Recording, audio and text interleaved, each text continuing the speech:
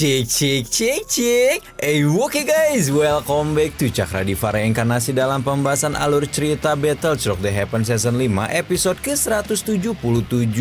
Seperti biasa, kita review dulu pembahasan alur cerita episode sebelumnya, di mana Shoyan telah memasuki mata air kuning musim semi dan segera diserbu oleh ribuan ular barbar yang merupakan warlock mata air. Tidak mau membuang tenaga, Shoyan pun berusaha melarikan diri dan malah bertemu dengan mantan kepala suku Piton 9 Alam Baka bernama Yao Ming yang telah disegel oleh Yao Xiaotian yang juga adiknya sendiri selama 100 tahun. Shoyan akhirnya memutuskan untuk membantu Yao Ming melepaskan diri dari segel, dan hancurnya segel itu langsung disadari oleh Yao Xiaotian sehingga kepala suku Piton Alam Baka itu bergegas menuju mata air musim semi untuk membunuh Yao Ming dan menjaga kerahasiaan dosa besarnya di masa lalu.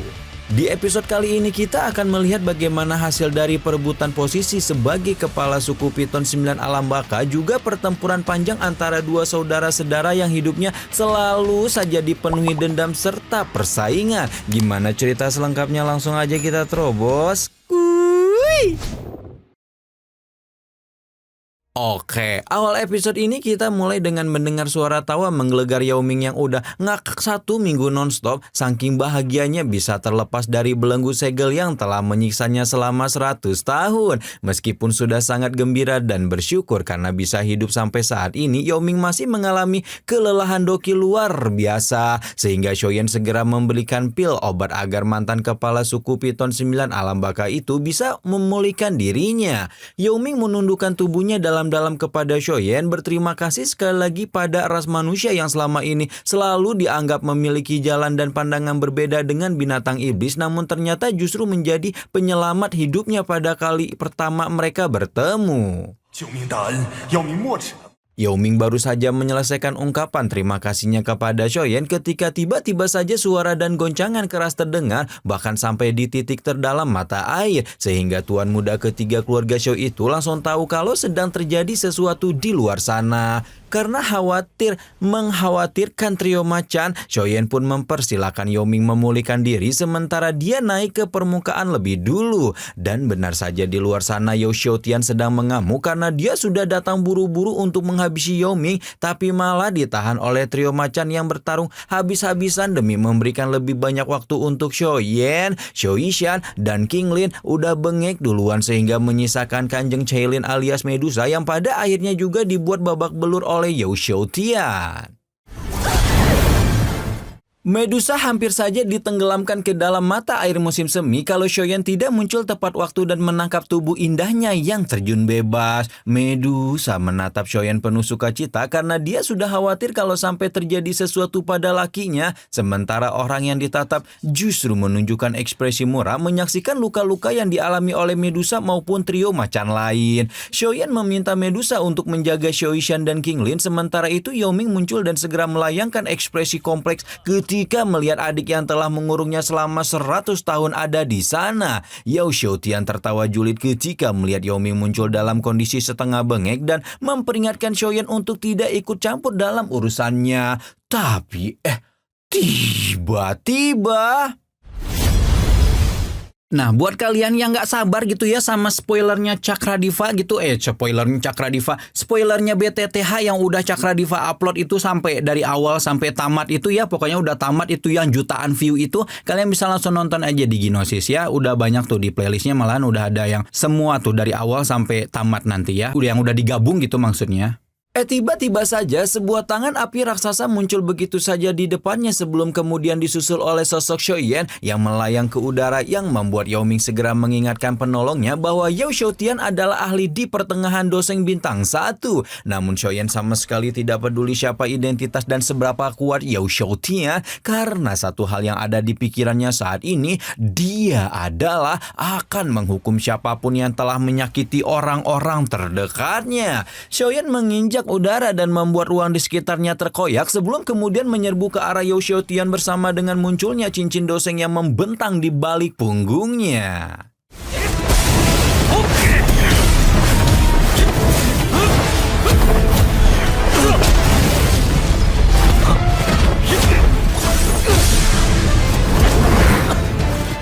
Akhirnya pertempuran antara ahli doseng bintang 1 itu tidak terhindarkan lagi dan keduanya segera berubah menjadi komet yang saling bertubrukan ketika menciptakan ledakan dahsyat yang menggoncang seluruh mata air musim semi kuning. Pada benturan terakhir, Yao Xiaotian terdorong mundur oleh kekuatan api surgawi Xiaoyan dan karena tidak terima ditekan oleh bocil manusia ingosan seperti ini, Yao Xiaotian pun segera menggunakan jari mata air kuning yang merupakan teknik Do kelas Tian. Xiaoyan terdiam sejenak ketika melihat teknik Do kelas Tian lain untuk kedua kalinya sebelum kemudian menggunakan teknik Do kelas Tiannya sendiri, yaitu telapak surga penciptaan agung yang membuat bayangan jari kuno bertubrukan dengan bola cahaya hitam hingga membuat badai energi menakutkan menggoncang seluruh lembah.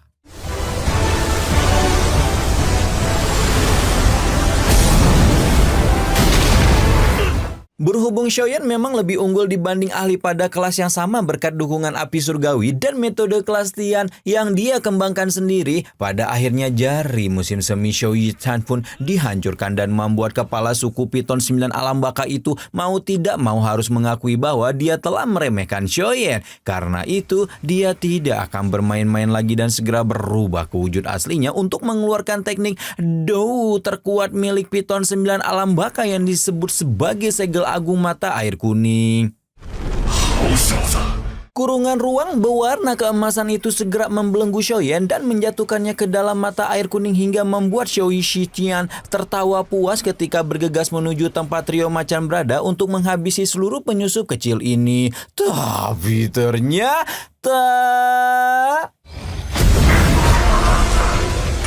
Tapi ternyata belum sampai Yao Xiaotian bisa meletakkan seujung jari pun pada trio macan, sebuah ledakan masif muncul dari dalam mata air musim semi kuning diikuti dengan bayangan raksasa yang bahkan jauh lebih besar dibanding wujud asli Yao Xiaotian yang melesat keluar dari mata air. Ya, bayangan itu tidak lain dan tidak bukan adalah tubuh kaca Qing Kong Xiaoyan yang segera meraih wujud ular Yao Xiaotian dengan satu tangannya. Xiaoyan dengan tegas berkata bahwa Yao Xiaotian tidak memiliki cukup kekuatan untuk menekannya sebelum kemudian melepaskan sebuah teratai api pemusnahan dari 4 api surgawi yang membuat kepala suku Piton 9 alam baka itu benar-benar kehilangan kemampuan untuk memberikan perlawanan. Bagaimanapun, teratai api pemusnahan adalah teknik andalan yang selalu bisa Xiaoyan gunakan untuk menggeprek ahli di tingkat yang lebih tinggi sejak dulu, dan setelah mencapai ranah doseng, teknik itu bisa menghancurkan ahli pada tingkat yang sama semudah membalikan telapak tangan. Tidak puas hanya dengan melepaskan teratai api pemusnahan, Xiaoyan hampir saja melayangkan pukulan terakhir yang mungkin cukup untuk membuat Yao Xiaotian pindah alam, sebelum kemudian diinterupsi dengan kemunculan rombongan suku Piton 9 alam baka yang dipimpin langsung oleh Tetua Agung. Yao Xiaotian beringsut mendekati Tetua Agung sebelum kemudian memerintahkan semua orang kecuali dirinya dan Tetua Agung untuk keluar dari lembah demi menyembunyikan keberadaan Yao Ming. Balelot.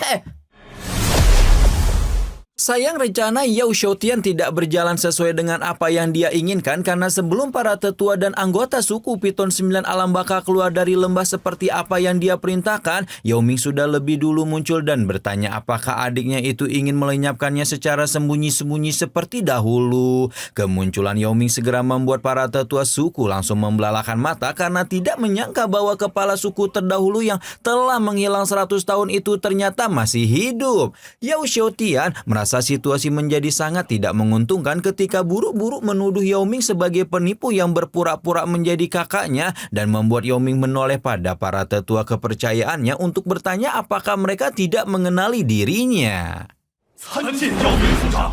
Yao Ming memanggil 3 tetua yang bernama Xian, Ming, dan Liu hingga membuat ketiganya segera berlutut penuh hormat karena mereka tidak mungkin salah mengenali aura dari kepala klan yang mereka layani di masa lalu. Yao Xiaotian kembali muram ketika melihat 3 tetua kepercayaan Yao Ming benar-benar langsung memihak kakaknya, sementara Tetua Agung yang memang otak utama di balik pemberontakan 100 tahun lalu bersikap lebih tenang ketika mengingatkan 3 tetua bahwa saat ini kepala suku mereka adalah Yao Xiaotian, dan kalaupun Yao Ming benar-benar muncul kembali maka tindakan 3 tetua dengan memihaknya dapat dianggap sebagai sebuah pengkhianatan.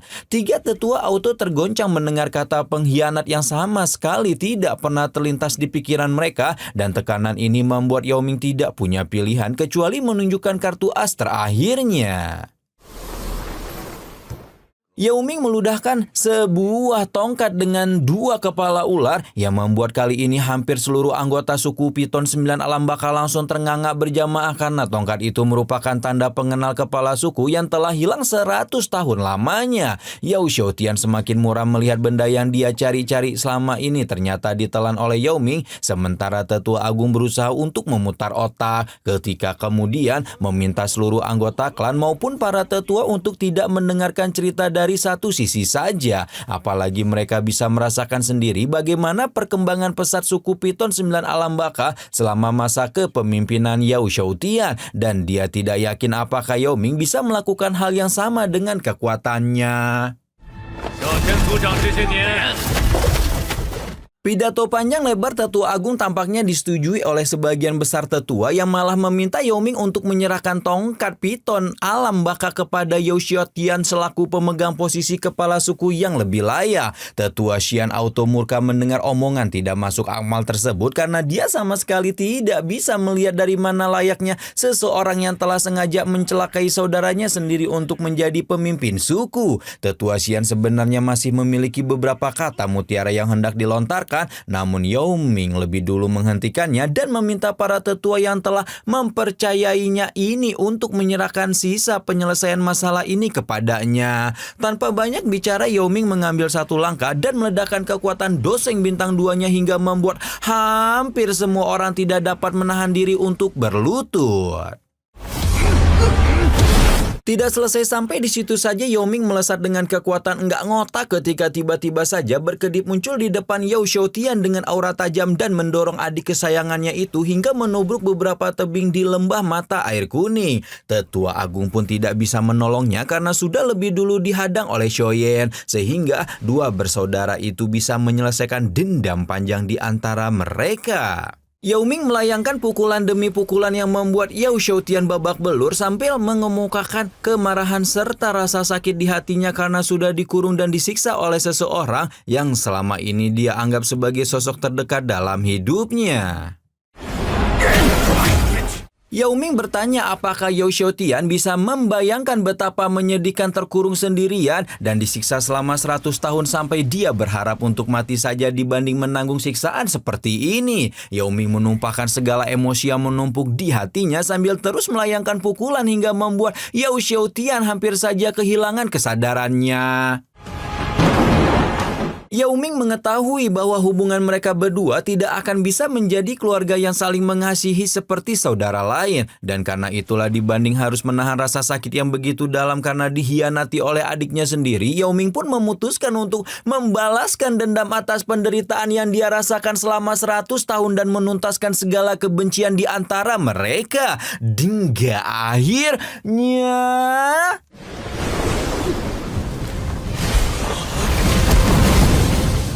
Tapi Yao Ming akhirnya masih tidak sanggup mengambil nyawa saudara sendirinya sebelum kemudian berdiri dengan ekspresi pilu ketika mendengar pernyataan Yao Xiaotian yang menyesal karena tidak membunuhnya sejak dulu.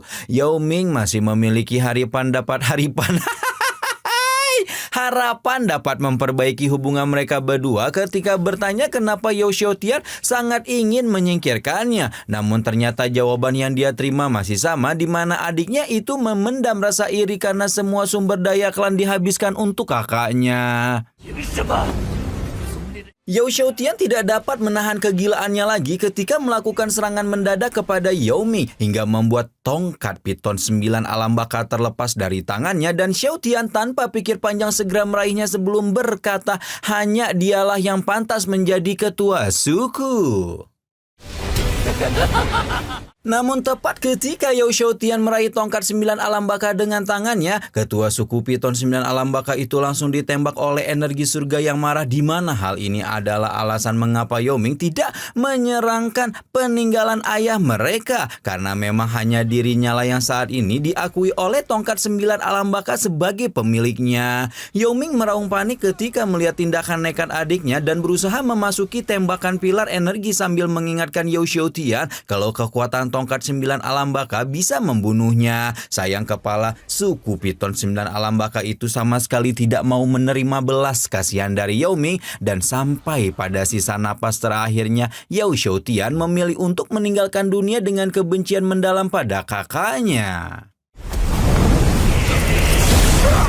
Akhirnya tubuh Yao Shoutian pun lenyap dan tongkat 9 alam baka yang menjadi simbol tertinggi suku jatuh begitu saja di tengah hujan yang mengguyur lembah mata air kuning. Yao Ming melihat tongkat itu dengan tatapan nanar dan dia tidak tahu bagaimana cara menggambarkan perasaan sedih yang menusuk hatinya saat ini. Karena di satu sisi dendam atas penderitaan panjang 100 tahun berhasil terbalaskan dan posisi ketua suku kembali ke tangannya. Namun di sisi lain dia mendapatkan semua itu dengan mengorbankan sosok yang dia harap bisa menjadi orang terdekatnya sekaligus sosok yang dia harapkan menjadi orang yang lebih berharga baginya dibanding dunia maupun seisinya. Namun segalanya telah terjadi dan dia tidak memilih pilihan kecuali tetap berjalan ke depan, termasuk juga menghabisi tetua agung yang menjadi salah satu penyebab utama dari kehancuran hidupnya.